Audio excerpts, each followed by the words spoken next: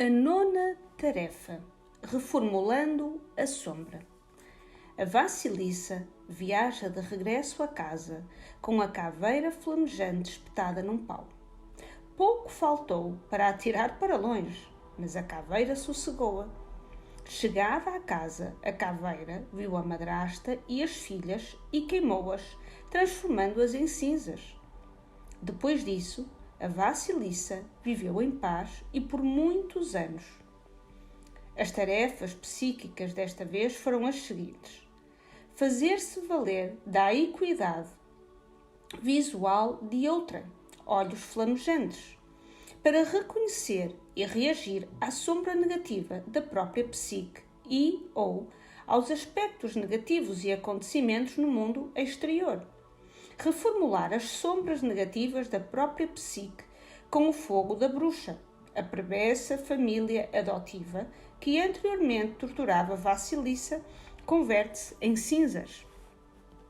A Vasilissa mantém a caveira flamejante ao alto, à sua frente, enquanto caminha pela floresta, e a sua boneca ensina-lhe o caminho de regresso.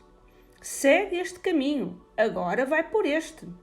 A Vasilissa, que costumava comportar-se como uma criaturinha doce e tonta, de olhos de um tom azulado e assustado, caminhava agora com toda a segurança, precedida pelo seu poder.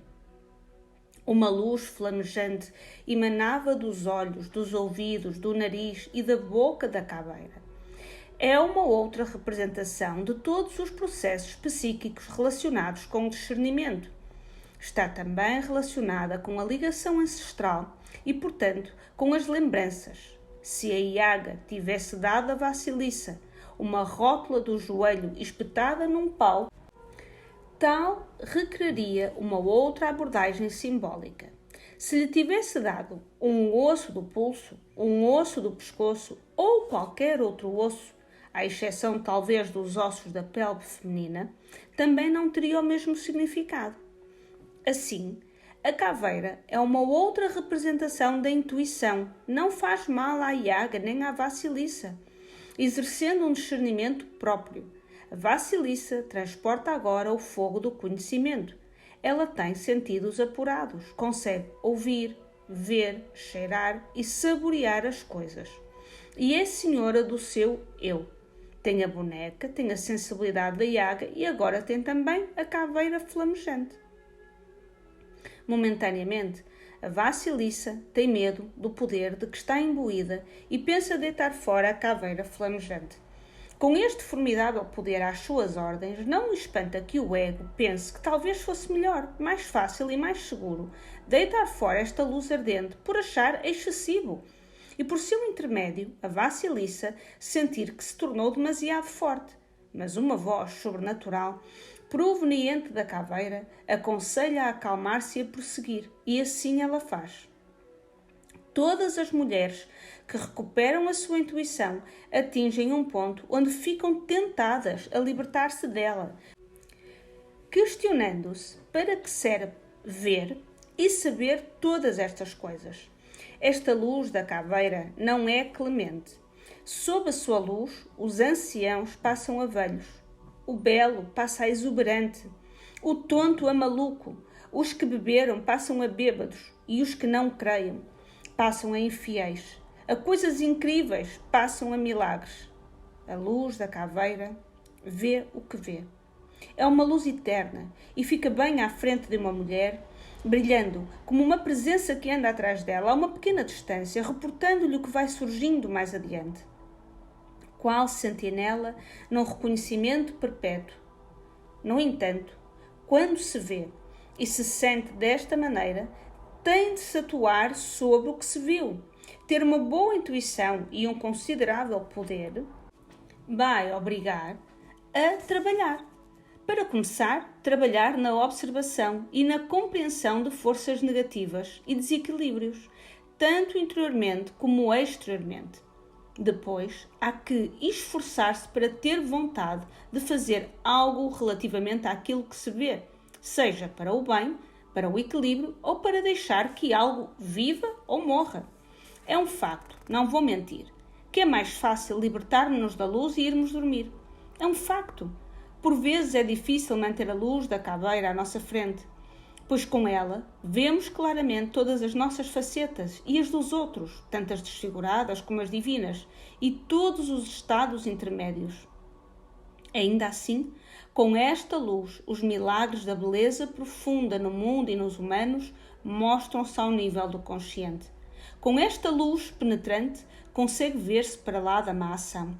Um coração bom, consegue ver-se um espírito doce esmagado pelo ódio. Podem compreender-se muitas coisas, ao invés de se mostrar apenas perplexidade diante delas. Esta luz pode diferenciar níveis da personalidade, das intenções e dos motivos dos outros. Pode influenciar o consciente e o inconsciente na própria pessoa e nos outros. É a varinha mágica do conhecimento. É o espelho no qual se detectam e veem todas as coisas. É a natureza selvagem profunda. Porém, há alturas em que os seus relatos são dolorosos e muito difíceis de suportar, pois a flamejante luz da caveira também mostra onde se tramam as traições, onde há falta de coragem, mesmo que digam o contrário. Mostra a nossa inveja disfarçada debaixo da capa de um sorriso caloroso. Mostra os olhares que não passam de meras máscaras a esconder a antipatia. Já no que a nós diz respeito, a sua luz é igualmente brilhante. Tanto ilumina os nossos tesouros quanto as nossas fraquezas. São estes conhecimentos que são mais difíceis de enfrentar. É chegado a este ponto que sempre temos vontade de atirar para longe todo este nosso sagaz e odioso conhecimento. É chegado a este ponto que sentimos, se não decidirmos ignorá-la, uma enorme força do eu que diz: não te livras de mim, aguenta-me e verás.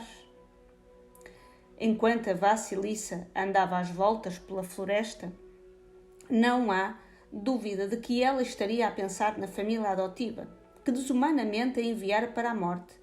E ainda que ela própria fosse pessoa de coração doce, a caveira não tinha nada de doce. A sua tarefa era a de viver, sem lhe escapar nada. Assim sendo, quando ela tem o desejo de se desfazer dela, sabemos que ela pensa na dor que causa saber algumas coisas, e certas coisas sobre si mesma, sobre os outros, sobre a natureza do mundo. Ela chega à casa e a madrasta e as filhas dela dizem-lhe que continuam sem lume, que ficaram sem qualquer energia na sua ausência e que, apesar de todas as tentativas, não conseguiram acender o fogo. E isto é exatamente aquilo que ocorre na psique de qualquer mulher quando está imbuída do seu poder selvagem. Naquele tempo de ausência, as coisas que a haviam oprimido perderam a líbido. Foram absolutamente gastas na sua viagem. Sem líbido, os aspectos mais desagradáveis da psique, os que abusam da vida criativa de uma mulher ou a incentivam a esbanjar a sua vida com ninharias, convertem-se numa espécie de luvas sem mão.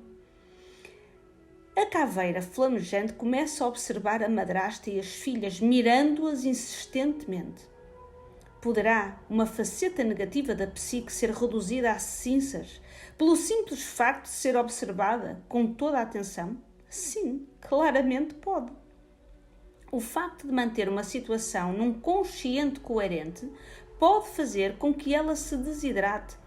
Numa versão da história, os membros da família errante são queimados até ficarem estaladiços. Numa outra versão, são reduzidos a 3 pequenos carvões. Os 3 pequeninos carvões encerram em si uma ideia muito interessante e antiga. O minúsculo buraco negro é muitas vezes considerado como a origem da vida. No Antigo Testamento, quando Deus criou o primeiro homem e a primeira mulher, moldou-os com terra, barro, lama, conforme a versão que se leia. Quanta terra? Ninguém nos diz.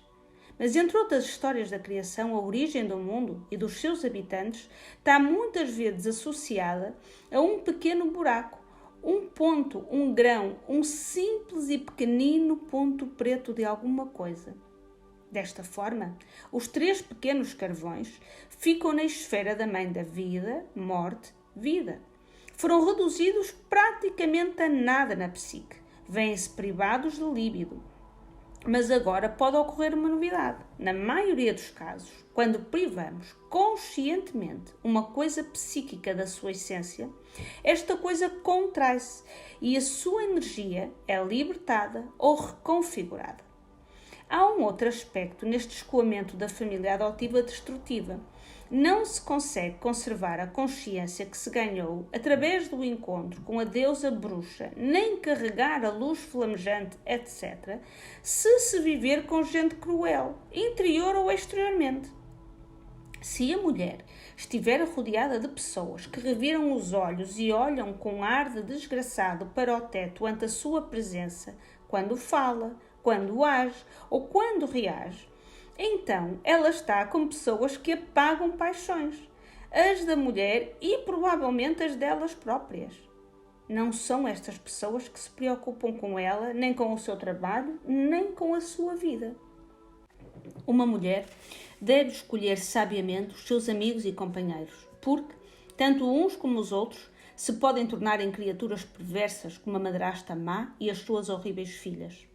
No caso dos nossos companheiros, muitas vezes conferimos-lhes o poder de um grande mago, um grande ilusionista. É fácil que tal aconteça, pois se nos tornarmos verdadeiramente íntimos, é como quem abre um ateliê de cristal de chumbo, um espaço mágico, ou pelo menos assim nos parece. Um companheiro pode originar e ou destruir até as nossas ligações mais duradouras aos nossos próprios ciclos e ideias. Deve evitar-se o companheiro destrutivo. O melhor tipo de companheiro é aquele que, delicadamente constituído por poderosos músculos psíquicos e carne macia, traz à mulher selvagem a ajuda. O facto de o companheiro ser uma pessoa um pouco mais psíquico, uma pessoa que consiga ver para dentro do seu coração. Quando a mulher selvagem tem uma ideia, o amigo ou companheira nunca deve dizer: bem, não sei, mas, a meu ver, parece-me um tanto ridículo, ou exagerado, impraticável, caro, infracasso, etc. Um amigo verdadeiro nunca diz isso. Ao invés, poderá dizer: não sei se percebi bem, explica-me lá isso melhor. Diz-me como achas que isso vai funcionar. Ter um amigo, um companheiro que nos vê como uma criatura, um ser vivo que está em crescimento, tal como uma árvore vai crescendo na terra, ou como uma planta ficus e interior vai crescendo dentro da nossa casa, ou uma roseira no jardim. Ter um companheiro e amigos que nos olham como a um verdadeiro ser que vive, respira e é humano, mas também composto de muitas outras coisas bonitas, úmidas, mágicas. Um companheiro e amigos que apoiam a criatura que existe dentro de nós. Estas são as pessoas que procuramos, pois serão os amigos da nossa alma para toda a vida. Uma escolha criteriosa de amigos e companheiros, para já não mencionar dos mestres, é crucial para nos mantermos conscientes, intuitivas, para mantermos a luz flamejante de tudo o que vê e de tudo o que sabe. A maneira que uma pessoa tem de manter a sua ligação ao selvagem é questionar-se sobre o que ela realmente quer. Isto corresponde à separação das sementes do monte de esterco. Um dos discernimentos mais importantes que podemos fazer relativamente a esta matéria é perceber a diferença entre as coisas que nos acenam de fora e as coisas que realmente nos chamam de dentro da alma. Veja-se como funciona. Imaginemos um bufete. Mesas atrás de mesas, taças com natas batidas, salmão, torradinhas, rosbife fatiado, salada de frutas, crepes de legumes, arroz, molhos de caril e de iogurte e tantos outros pitéus. Imagine que dá uma vista de olhos a todas estas iguarias e algumas delas lhe agradam. Observa para si mesmo. Apetecia-me um bocadinho disto e daquilo e mais um pouquinho disto e daquilo. Muitos homens e mulheres também tomam as decisões da sua vida assim. Há, à nossa volta, um mundo de atração permanente, um mundo que se insinua nas nossas vidas, despertando e criando apetites onde ainda não existiam. Neste tipo de escolha, optamos por uma coisa porque acontece estar exatamente debaixo do nosso nariz naquele preciso momento. Não é sequer necessário que a gente o queira, mas é interessante e, quanto mais olhamos, mais atrativa se torna. Quando estamos ligadas a um eu instintivo, à alma natural e selvagem do feminino, então, em vez de olhar o que ocasionalmente temos à nossa frente, perguntamos a nós mesmas: tenho fome? Apetece-me o quê? Sem olhar para nada do que está no exterior, focamo-nos no nosso interior e perguntamos: o que desejo? Tenho vontade de quê neste momento? Outras perguntas alternativas poderiam ser: anseio o quê? Morro de desejo de quê? Ando a sonhar com o quê? E as respostas chegam invariavelmente a toda a velocidade. Penso que gostaria, acho que seria mesmo bom, seria isto ou aquilo. Sim, aquilo era o que eu realmente queria. É coisa que esteja numa mesa de buffet? Talvez sim, talvez não. Na maioria dos casos, provavelmente não. Teremos de procurar um pouco, às vezes por muito tempo. Mas acabaremos por encontrar e alegrar-nos-emos por termos sondado os nossos mais profundos anseios. Esta capacidade de discernimento que a Vassilissa aprende quando separa as sementes de papoila do monte de esterco e o milho bolorento do milho que está são, é uma das coisas mais difíceis de aprender porque existe sentimento, desejo e emoção e muitas vezes obriga-nos a esperar pelo que queremos. Em circunstância alguma, isto se aplica mais que à escolha de amigos e companheiros. Um companheiro não pode ser escolhido à laia de um buffet. Um companheiro tem de ser escolhido em função do desejo emocional.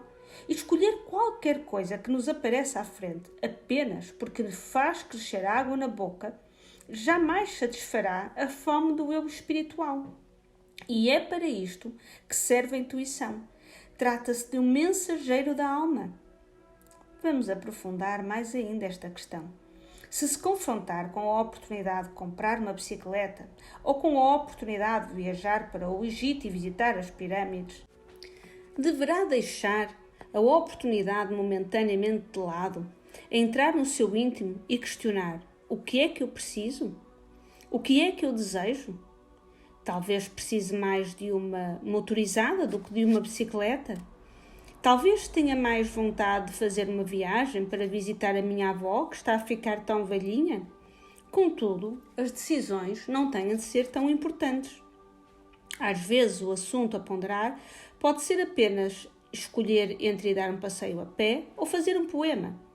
Seja uma questão importante, seja uma questão banal, o correto é consultar-se o eu instintivo, considerando um ou mais aspectos que se tenham à disposição, aqui simbolizados pela boneca, pela abelha Baba Yaga e pela caveira flamejante.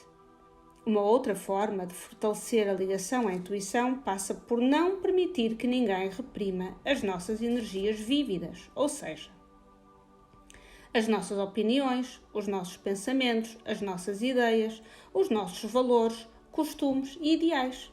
Neste momento, há muitas poucas coisas definitivamente certas, erradas ou boas, más. Há, contudo, coisas mais úteis e mais inúteis. Há também situações que por vezes são destrutivas, bem como as que são criativas.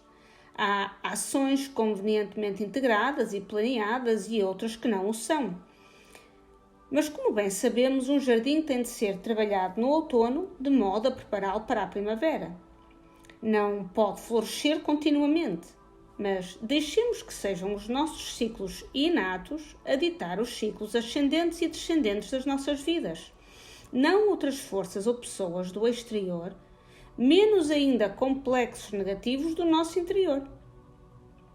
Há certas entropias e criações constantes que fazem parte dos nossos ciclos internos. É a nossa tarefa sincronizarmos com elas. Tal como as cavidades cardíacas que enchem e esvaziam e voltam a encher, também nós temos de aprender a aprender o ritmo do nosso ciclo de vida, morte, vida, ao invés de sermos martirizados por ele. Podemos fazer uma comparação como soltar a corda. O ritmo já existe. Nós oscilamos para a frente e para trás para nos sentirmos sincronizadas com o ritmo. Depois saltamos. É assim que se faz, não há segredos. Ademais, a intuição oferece opções. Quando estamos ligadas ao eu instintivo, temos sempre pelo menos 4 opções.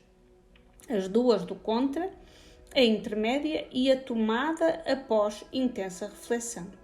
Não se sendo uma pessoa intuitiva, pode pensar-se que só se tem uma opção, e essa pode nem ser a mais desejável. E talvez a pessoa pense que deve sofrer por ela, submeter-se, aceitá-la, mas não. Há um melhor caminho: ouvir o ouvido interior, a visão interior, o ser interior. Deve seguir-se essa parte interior. Ela saberá o que fazer a seguir. Uma das coisas mais significativas relativamente ao uso da intuição e da natureza instintiva é o facto de fazer explodir uma espontaneidade consistente. A espontaneidade não é sinónimo de insensatez, não é um atributo de atirar-se e falar sem pensar. É importante manter limites adequados. A Sherazade, por exemplo, impunha uns limites bastante razoáveis. Ela usava a sua inteligência para agradar, mas ao mesmo tempo atuava de forma a ser valorizada. Ser autêntico não significa ser imprudente. Significa permitir que seja a voz mitológica a ter a última palavra. Consegue-se isso calando o ego momentaneamente e deixando falar quem deseja falar. Na realidade consensual, todas temos acesso a pequenas mães selvagens de carne e osso. São aquelas mulheres que, mal as vemos, fazem que, nos nossos lábios e no nosso pensamento, se esboça a palavra mãezinha. Observa-se com mais cuidado e pensa-se: descendo dela sou sua filha, ela é minha mãe, minha avó. Tratando-se de um hombre com pechos, em sentido figurado, um homem com seios, poder-se-ia pensar no meu avô, o meu irmão, o meu amigo. Porque algo nos faz intuir que este homem tem um sentido maternal. Paradoxalmente, tem simultaneamente fortes características masculinas e femininas, como se fossem a fada madrinha, o mentor, a mãe que nunca se teve e não se teve por tempo suficiente. É isto, um homem com pechos. A todos estes seres humanos se poderia chamar de pequenas mães selvagens. Geralmente, todas temos pelo menos uma. Tendo sorte durante a vida, teremos várias. Geralmente já se é crescida, ou pelo menos está-se no final da adolescência, na altura em que as encontramos. São muito diferentes da mãe boa demais. As pequenas mães selvagens orientam-nos, manifestam um enorme orgulho ante os nossos êxitos, mostram-se críticas com bloqueios e noções erradas da nossa vida criativa, afetiva, espiritual e intelectual. Têm por objetivo ajudar-nos, cuidar do nosso lado artístico, ligar-nos novamente aos nossos instintos selvagens e fazer vir à superfície o melhor de nós. Orientam na recuperação da vida intuitiva, emocionam-se quando entramos em contacto com a boneca, orgulham-se quando encontramos a baba-água e regozijam-se quando nos vêm chegar com a caveira flamejante à nossa frente. Já vimos que é perigoso ser ingênua e boazinha. Mas talvez ainda não esteja convencida. Talvez esteja a pensar: oh Deus, quem quer ser igual à Vassilissa? Pois eu digo-lhe o que a leitora quer. Quer ser como ela, alcançar os sucessos que ela alcançou, seguir pelo rastro que ela deixou à passagem, pois esta é a forma de manter e desenvolver a alma. A mulher selvagem é aquela que ousa, que cria e que destrói. É a alma primitiva e inventiva que torna possíveis todos os atos criativos e artísticos. Ela cria uma floresta à nossa volta e nós começamos a lidar com a vida sob essa perspectiva original e nova. Portanto, chegadas ao restabelecimento da iniciação na psique feminina, temos uma jovem mulher com experiências formidáveis que aprendeu a seguir os seus próprios conhecimentos. Ela superou todas as tarefas que levavam a uma iniciação plena. São dela os louros. O reconhecimento da intuição era, talvez, a tarefa mais fácil. Já conservá-la no consciente, deixando viver o que pode viver e deixando morrer o que tem de morrer, era, sem dúvida, o objetivo mais árduo, ainda assim tão satisfatório. A Baba Yaga é o mesmo que a Mãe Nix, a Mãe do Mundo, uma outra deusa da vida, morte, vida. A deusa da vida, morte, vida é também sempre uma deusa criadora. Ela faz, molda, insufla a vida e está lá para receber a alma quando o sopro cessa. Seguindo as suas pegadas, esforçamo-nos para aprender a deixar nascer o que deve nascer. Estejam ou não reunidas ali as pessoas certas. A natureza não pede licença. A mãe deve florescer e nascer sempre que se sinta capaz. Quando atingimos a idade adulta, precisamos de menos permissões, mas de mais criação, maior estímulo dos ciclos selvagens, maior visão original. Deixar morrer é o tema no final da história. A Vassilissa aprendeu bem a lição. Por acaso, teve um ataque e lançou-se em gritos estridentes quando a caveira queimou as malvadas? Não. O que deve morrer, morre. E como é que se torna uma tal decisão? Muito simplesmente, sabe-se. Lá que sabe. No seu íntimo, aconselhe-se com ela. Ela é a mãe dos tempos. Nada a surpreende. Ela já viu de tudo. Para muitas mulheres, deixar morrer não é nada contra a sua natureza. É apenas algo que não está no âmbito da sua formação. Mas isto pode alterar-se. Todas nós sabemos, em Los Ovários, quando é tempo para viver e quando é tempo para morrer. Por diversos motivos podemos tentar enganar-nos, mas no fundo sabemos. À luz da caveira flamejante, nós sabemos.